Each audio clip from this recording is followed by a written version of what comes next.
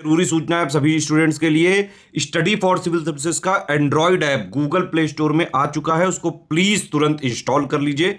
और अगर आप स्टडी फॉर सिविल सर्विसेज के सिर्फ ऐप से कोई भी कोर्स, कोई भी पीडीएफ परचेज करते हैं तो उसमें अप्लाई कूपन, अगर आप ज्ञान सर जो है आप उसमें अप्लाई करते हैं, ये कूपन कोड है, तो उसमें 20% फीस तुरंत माफ हो जाएगी। मतलब 20% डिस्काउंट तुरंत उसमें लग जाएगा। ज्ञान सर लिखना है, नॉर्मली ज्ञान सर स्मॉल लेटर में है सब कुछ, कोई स्पेस नहीं, कोई कॉलम नहीं, सिर्फ ज्ञान सर GYANSIR। इस तरह से अगर कूपन कोड लगाते हैं आप ऐप में बाई करने से पहले, जो अप्लाई कूपन वाले में आता है, तो 20% का डिस्काउंट तुरंत मिलेगा। वीडियो देखिए। नमस्कार दोस्तों, साइंस के एक और लेक्चर में आपका स्वागत है। आज हम लोग देखेंगे प्रमुख शब्दावलियाँ और उससे संबंधित जो उत्पाद होते हैं। कौन से, जैसे आपने सुना होगा एपीकल्चर, एवीकल्चर, एक्वाकल्चर, सेरीकल्चर, ये सब क्या होता है यही जानेंगे, क्योंकि एग्जाम में बहुत पूछता है। ठीक है, प्लेलिस्ट बना दी है, पूरी साइंस को अच्छे से फॉलो करिए, आपके एग्जाम में बहुत हेल्प होगी। और अगर आप ये नोट्स चाहते हैं, BPSC की test series, paid quiz, exam निकालने वाला मटेरियल, तो आप हमारे नंबरों से जुड़ सकते हैं दोस्तों। तो सबसे पहले एपीकल्चर की बात करें तो शहद पालने के लिए, मतलब शहद के उत्पादन के लिए जो हम लोग मधुमक्खी पालते हैं उसको एपीकल्चर बोलते हैं। तो एपीकल्चर क्या होता है? जो हम मधुमक्खी पालन करते हैं। ठीक है। एवीकल्चर पक्षी पालन को बोलते हैं, जो पक्षियाँ पालते हैं एवीकल्चर बोलते हैं। एक्वाकल्चर जो जलीय जीव जंतुओं का पालन पोषण करते हैं उसको बोलते हैं एक्वाकल्चर, है ना, जो जलीय जीवों को पालते हैं। एल्गा कल्चर एल्गी को जो पालता है ना, एल्गी वगैरह को जो पालता है, जिसके अंदर शैवालों की कृषि की जाती है, उसको एल्गी कल्चर बोल देते हैं ना। शैवाल मतलब एल्गी। ऐसे पीसी कल्चर बहुत ज़्यादा इंपॉर्टेंट है, मछलियों के लिए जो पालन पोषण करता है, मछली पालन का जो काम करता है उसको पीसी कल्चर बोलते हैं। एग्रीकल्चर आप सभी को पता है, खेती वगैरह की बात करता है, पशुपालन की बात करता है। सेरीकल्चर ये किस लिए होता है? तो जो रेशम उत्पादन के लिए रेशम के कीटों का पालन करते हैं, है ना, कच्चे रेशम के उत्पादन हेतु रेशम कीट का पालन, उसको सेरीकल्चर बोलते हैं। सिल्वीकल्चर क्या होता है? वन संवर्धन के लिए, यानी फॉरेस्ट कंजर्वेशन के लिए, है ना। सिल्वीकल्चर क्या होता है? वन संवर्धन के लिए यूज़ होता है। स्पॉन्जी कल्चर क्या होता है? ये स्पंज संवर्धन के लिए होता है। स्पॉन्जी कल्चर किसके लिए? स्पंज संवर्धन के लिए। और वहीं फ्लोरीकल्चर की बात करें तो नाम से ही पता चल रहा है, फूलों की खेती या पुष्प की खेती, है ना, फूलों की या पुष्प कृषि बोलते हैं, फ्लोरीकल्चर। फिर ओलेरीकल्चर की बात करें तो जो सब्जियों की कृषि होती है, उसको ओलेरीकल्चर बोलते हैं। सब्जियों की कृषि को क्या बोलते हैं? सब्जियों की कृषि को ओलेरीकल्चर।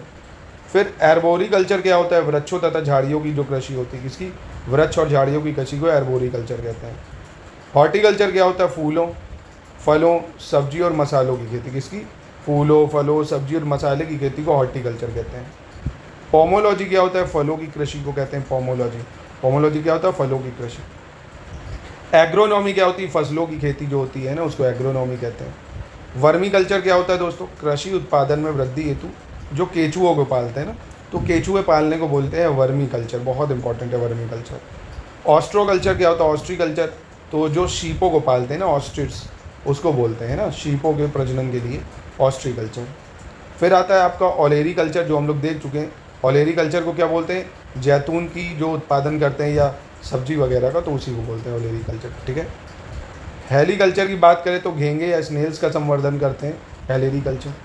विटीकल्चर बहुत इंपॉर्टेंट है, अंगूर उत्पादन में आता है विटीकल्चर, है ना, विटीकल्चर। और मोरीकल्चर की बात करें अगर, तो ये जो होता है मैरीकल्चर, माफ़ कीजिएगा, जो मानव उपभोग हेतु समुद्री जीव होते हैं उनके संवर्धन के लिए, तो नहीं, क्रैब खाते हैं, बड़े बड़ी मछलियाँ खाते हैं, तो जो आदमी खाता है समुद्री जीव, उसके लिए जो पालन पोषण करते हैं, मैरीकल्चर कहते हैं। मोरीकल्चर शहतूत की खेती को मोरीकल्चर कहते हैं। क्या कहते हैं? मोरीकल्चर शहतूत की खेती। सिट्रीकल्चर क्या होता है? खट्टे फलों व फल उत्पादन का जो संवर्धन करते हैं, मतलब खट्टे फलों का जो उत्पादन के लिए यूज़ करते हैं, उसको सिट्रीकल्चर कहते हैं। हाइड्रोपोनिक्स क्या होता है भाई? या एरोपोनिक्स, तो जो मृदा विहीन पादप होते हैं, मतलब मिट्टी के बिना जो पेड़ों को उगाया जाता है, उसको हाइड्रोपोनिक्स बोला जाता है। ठीक है। चलिए, ऐसे ही वेजिकल्चर क्या होता है भाई? सब्जियों और पौधों की कृषि को वेजिकल्चर बोलते हैं, सिंपल। तो इसमें कुछ हैं जो बहुत ही ज़्यादा इंपॉर्टेंट होते हैं, जैसे आपका एपीकल्चर, एवीकल्चर, एक्वाकल्चर हो गया। पीसीकल्चर बहुत इंपॉर्टेंट है। सेरीकल्चर बहुत इंपॉर्टेंट है। पोमोलॉजी बहुत इंपॉर्टेंट है। और आपका इधर अगर आ जाए तो एक ये मोरीकल्चर बहुत इंपॉर्टेंट है ना। कुछ इसमें से एग्ज़ाम में डायरेक्टली पूछे जा सकते हैं। अगला है, देखते हैं, ये तो हम लोग देख चुके हैं, सबसे बड़ा और सबसे छोटा जीव। ये टॉपिक देखते हैं, अवास्तविक मछलियाँ और वास्तविक मछलियाँ। हैं तो सब में नाम लगा होगा फिश, पर एग्जाम में पूछ लेता है इनमें से कौन फिश है कौन नहीं। देखिए, वास्तविक अवास्तविक मछलियाँ होती हैं। अवास्तविक मछलियाँ होती हैं भाई जिसमें जो फिल्स, जो उनके फिन्स होते हैं, गिल्स होते हैं, बैकबोन होती है वो नहीं होती है ना, और बाकी इनमें होती है भाई। ये ट्रू फिश हो गई इसलिए, ठीक है, रहते दोनों समुद्र में ही। अब जैसे डेविश फिश है, जेली फिश है, सिल्वर फिश है, starfish, razorfish, whale, crayfish, cuttlefish, ये सब अवास्तविक मछलियाँ रहती पानी में ही। क्यों?